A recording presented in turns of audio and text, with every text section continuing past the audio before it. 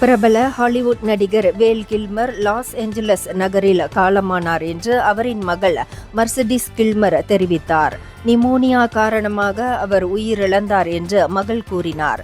கில்மருக்கு தொண்டை புற்றுநோய் இருந்தது 2014ஆம் ஆண்டு தெரிய வந்தது. பின்னர் அவர் அதிலிருந்து குணமடைந்ததாக மர்சிடிஸ் கில்மர் தெரிவித்தார். கில்மர் 1995ஆம் ஆண்டு வெளியான பேட்மேன் ஃபாரெவர் படத்தில் பேட்மேன் கதாபாத்திரத்தில் நடித்து அசத்தினார். முன்னதாக அந்த கதாபாத்திரத்தில் நடித்த மைக்கேல் கீட்டனிடமிருந்து கில்மர் அந்த பொறுப்பை எடுத்துக்கொண்டு ரசிகர்களின் மனதில் இடம் பிடித்தார்.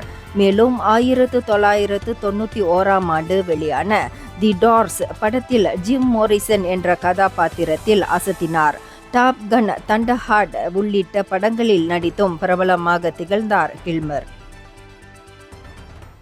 இந்தியர்களின் இதய குரல் மக்களோசை.